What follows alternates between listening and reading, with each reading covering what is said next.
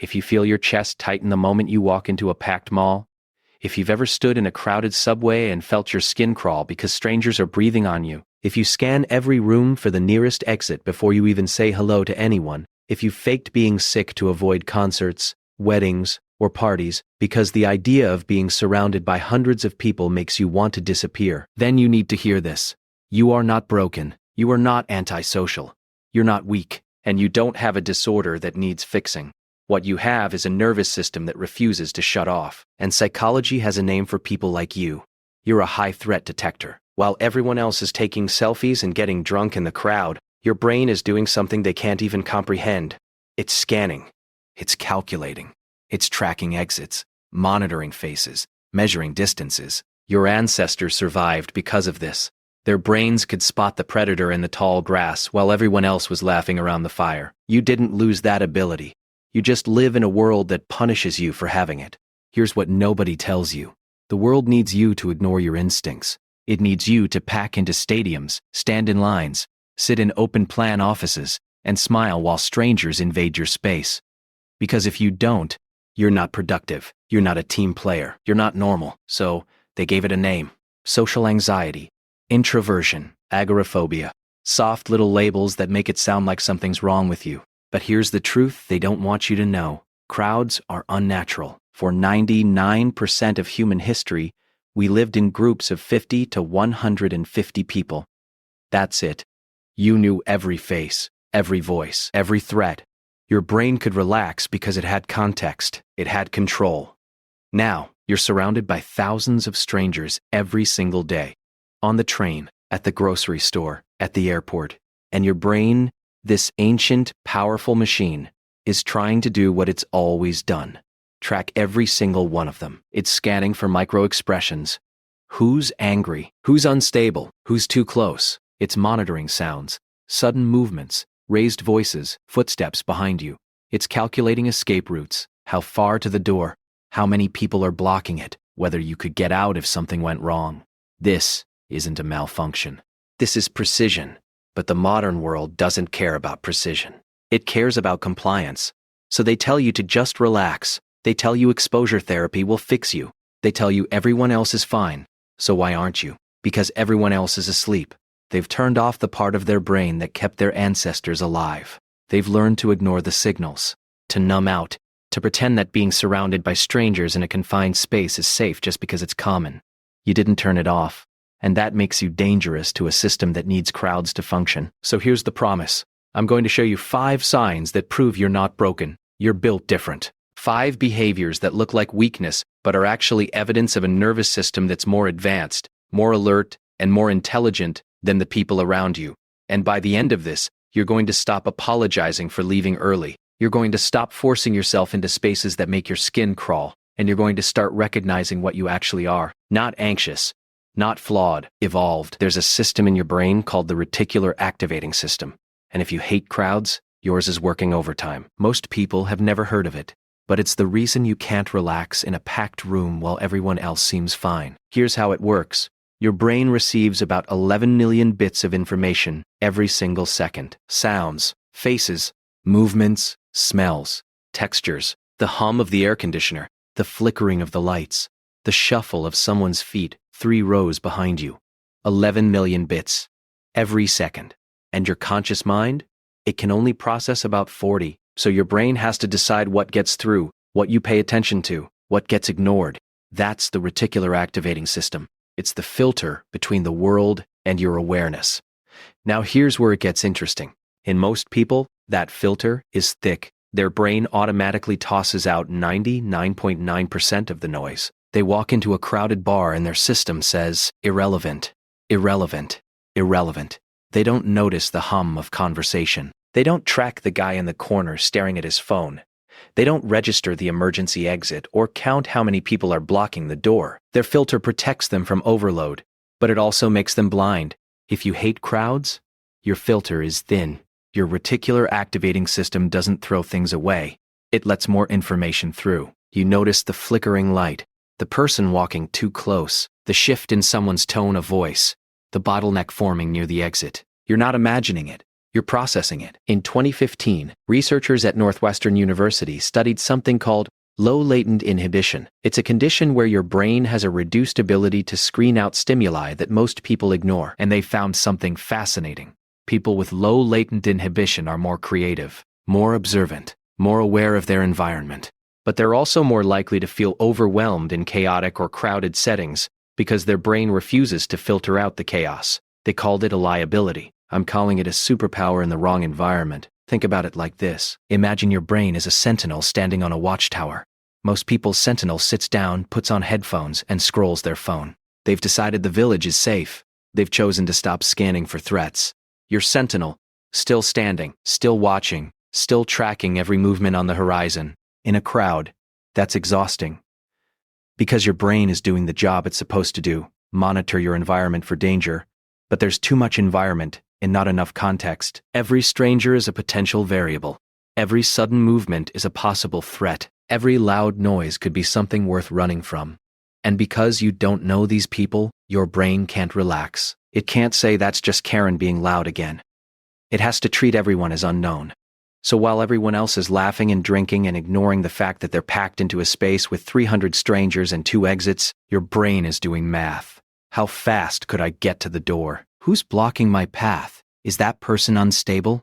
Why is that group getting louder? What's the fastest route out if something goes wrong? That's not anxiety. That's threat assessment. And the verdict? There's nothing wrong with your reticular activating system. It's not broken. It's not defective. It's just awake in a world that demands you stay asleep. Most people have trained their brains to ignore the signals, to suppress the alerts, to pretend that being trapped in a metal tube with strangers or shoved into a stadium with thousands of people is normal just because it happens every day. You didn't suppress it, and that's why crowds feel unbearable. Not because you're weak, but because your brain refuses to lie to you about what's actually happening. You're surrounded by unpredictable variables in an uncontrollable environment, and your reticular activating system is telling you the truth. This is not safe. This was never safe. And you don't have to pretend that it is. Nikola Tesla refused to shake hands. He couldn't stand being touched by strangers. He ate alone. He worked alone. And when he had to attend social events, dinners with investors, demonstrations for the press, he would stand as far from the crowd as possible, scanning the room like a trapped animal. People thought he was insane. They mocked him, called him a germaphobe, a recluse, said he was too fragile for the real world, too sensitive, too weird to function in society. But here's what they didn't understand. Tesla's brain didn't work like theirs. He could see electrical fields in his mind. He could rotate 3-dimensional objects mentally and spot flaws in designs without ever building a prototype. He could hold an entire blueprint in his head, every wire, every coil, every measurement, and feel when something was wrong. That same brain that gave him genius? It made crowds unbearable. Because when you're in a room with 50 people, and your brain is processing every sound, every movement, every shift in energy, you can't shut it off. You can't choose what to notice and what to ignore. You notice everything. Tesla would leave events early, make excuses, hide in his lab for days. He did exactly what you do, and the world called it a character flaw. But that flaw is the reason we have alternating current. It's the reason you can turn on a light switch. It's the reason the modern world exists. His sensitivity wasn't a bug. It was the entire operating system. Then there's Emily Dickinson. She barely left her house for the last 20 years of her life. She wore white. She avoided visitors. She would talk to people from the other side of a door rather than face them in person. When she had to interact with strangers, she would feel physically ill, headaches, exhaustion, nausea. Her family thought she was broken. The town thought she was a hermit, a tragic spinster too fragile for normal life. But while everyone else was attending parties and playing social games, Emily was writing. And what she wrote became some of the most profound poetry in human history. Because here's the thing, Dickinson didn't hate people. She hated the performance of being around people, the small talk, the fake smiles, the energy it took to suppress what she was actually feeling, just to make others comfortable. Sound familiar? You're not avoiding crowds because you're scared of humans. You're avoiding them because being around that many people costs you something. It drains you. It forces you to split your attention into 1,000 directions. It makes you perform a version of yourself that isn't real just to survive the interaction. Dickinson refused. She chose isolation over exhaustion. And in that isolation, she created work that still cuts through people 150 years later. Her weakness was her refusal to numb out, to pretend, to ignore the signals her body was screaming at her. And that's the connection. Tesla couldn't turn off his awareness. Dickinson couldn't turn off her sensitivity. And neither can you. When you walk into a crowded space, you don't get to choose what you notice. You don't get to selectively ignore the loud conversation, the person standing too close, the pressure of too many bodies in too small a room. Your brain won't let you, because the same system that makes you hyper-aware in crowds is the same system that makes you see patterns other people miss. That makes you notice details. That makes you feel things deeply instead of skimming the surface. The world told Tesla to toughen up, to stop being so sensitive, to act normal. And if he had listened, he would have been a mediocre engineer attending mediocre parties, and we'd still be using Edison's inferior direct current system. The world told Dickinson to come out of her room, to socialize, to be like everyone else. And if she had listened, she would have written polite, forgettable poems about flowers and died unknown. Their flaw wasn't the problem. Suppressing it would have been. So when people tell you to just relax in crowds, to get over it, to expose yourself until it doesn't bother you anymore, they're asking you to destroy the exact thing that makes you different. They're asking you to dull the blade, to turn off the system, to become like everyone else who's sleepwalking through life, ignoring the signals, numbing out the awareness. And maybe you could. Maybe you could force yourself to stop noticing, stop scanning, stop feeling the weight of the crowd. But then you wouldn't be you anymore. You'd just be another person in the crowd. Do you walk into a restaurant, a theater, a party, and before you even sit down, you've already clocked where the exits are? Not because you're paranoid, not because you're planning to flee, but because your brain needs to know. You do it subconsciously. The back door, the side entrance, the emergency exit behind the stage. How many steps? How many people are between you and the door? Whether the path is clear or blocked. Most people don't even notice the exits. They sit wherever. They face whatever direction. They trust that if something happens, they'll figure it out. You can't do that. This isn't paranoia. This is spatial threat mapping. But and do. Your brain is running an ancient survival protocol. In uncertain environments, caves, forests, hostile territory, our ancestors survived by knowing escape routes. They didn't wait for danger to appear. They prepared before it did. And that's what you're doing. You're not expecting disaster. You're just refusing to be trapped without options. This allows you to stay calm when everyone else panics. Because when something does go wrong, a fire alarm, a fight, a sudden evacuation, you don't freeze. You already know where to go. You've already run the simulation. While everyone else is scrambling, confused, blocking each other in doorways, you're already moving. That's not anxiety. That's tactical awareness. You go to a concert, a wedding, a busy mall, and when you get home, you don't just feel socially drained, you feel destroyed. Your body is tired, your muscles ache. You need to lie down in complete silence for hours, just to recover. People tell you it's all in your head, that you're being dramatic, that everyone gets tired after events. But this is different. This isn't normal fatigue. This is sensory processing overload. Remember, your reticular activating system is letting more information through than most people's. Every conversation around you, every movement in your peripheral vision, every shift in lighting, every texture, every sound, layered on top of another sound. Your brain is processing all of it, and processing takes energy. Studies on sensory processing sensitivity show that people with heightened awareness burn through glucose faster in stimulating environments. Their brains are literally working harder. It's not psychological, it's metabolic. So when you come home from a crowd and collapse, that's not weakness. That's your brain recovering from running a marathon while everyone else took a leisurely walk. This allows you to recognize your limits before you hit them. You know when you're done. You don't push through until you break. You listen to the signal and extract yourself. Most people ignore the signal. They stay too long. They drink to numb it. They crash later and don't understand why. You leave early. And that's not rude. That's self-preservation. You never stand in the center. Always the corner, the wall, the back, somewhere with a solid surface behind you and a clear view of the entire space. People think you're antisocial, standoffish, like you don't want to be part of the group, but that's not it. You just can't relax when your back is exposed. This isn't insecurity. This is defensive positioning. It's the same reason soldiers never sit with their backs to the door. The same reason predators hunt from the shadows and prey animals sleep against rocks. Your nervous system knows that threats come from behind.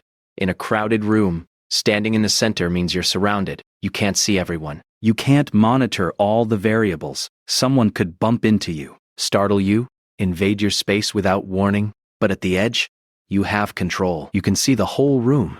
You know who's moving where. You have a wall protecting one side and open space in front of you.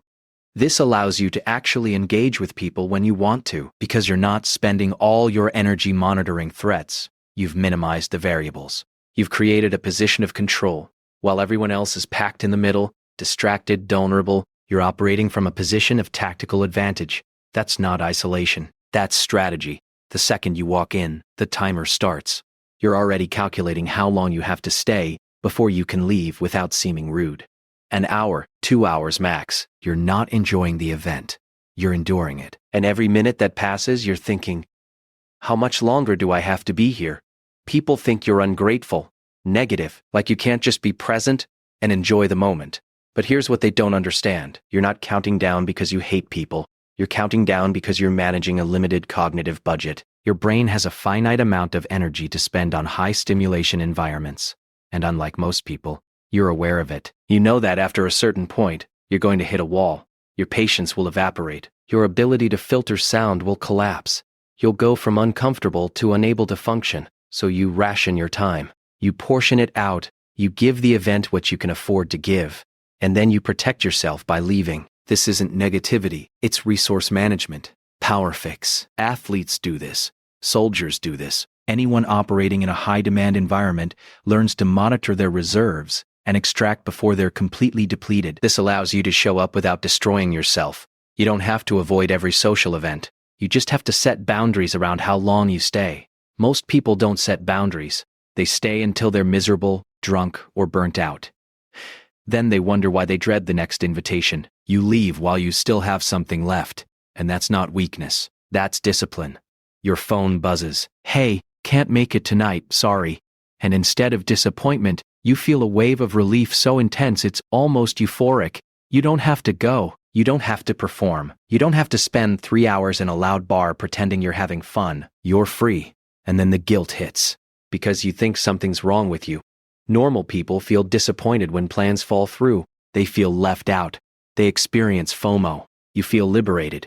This isn't apathy. This is energy reclamation. Here's the truth. You probably didn't want to go in the first place. You said yes because you felt obligated.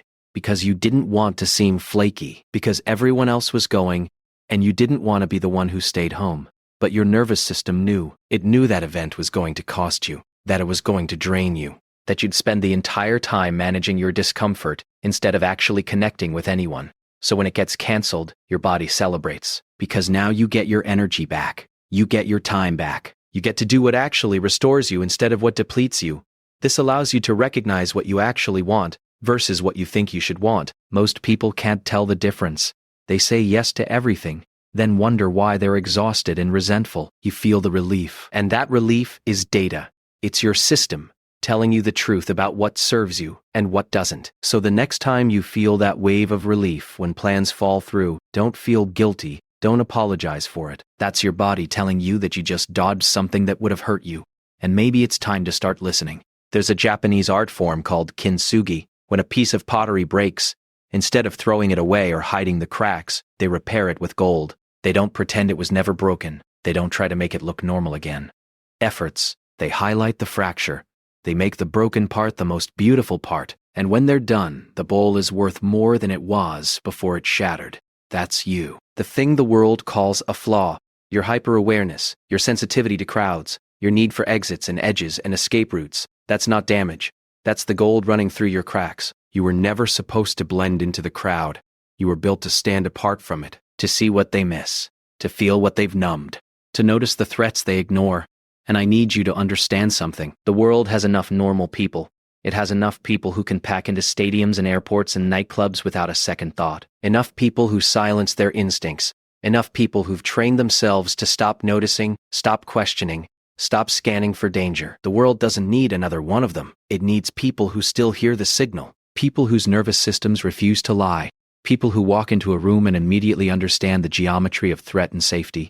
So don't try to fix yourself. Don't force yourself into crowded spaces to get over it. Don't numb the part of you that notices everything. Protect it. because that's the part that makes you dangerous. Not dangerous to people, dangerous to a system that needs you asleep. The moment you start ignoring your instincts to fit in. The moment you stop scanning for exits, stop protecting your energy, stop leaving when your body tells you it's time, you become like everyone else. And the world already has enough of everyone else. So here's what I want you to do. If you recognized yourself in these 5 signs, if you've spent years thinking something was wrong with you because you can't enjoy crowds the way everyone else does, if you've ever lied about being sick just to avoid a packed event and felt ashamed about it afterward, drop a key emoji in the comments. Not a heart, not a fire emoji, a key. Because that's what you are. You're the person who sees the exits, who notices the patterns, who understands that crowds aren't safe just because they're common. You hold the key to something most people have locked away and forgotten. Your instincts, your awareness, your refusal to pretend. And when you drop that key, you're not just identifying yourself. You're sending a signal to everyone else like you. You're saying, I see you. You're not alone, and you're not broken. Because here's the truth. You're not part of the 99% who've learned to ignore the alarms. You're part of the 1% who still hear them. And the world doesn't need you to change. It needs you to stay exactly as you are,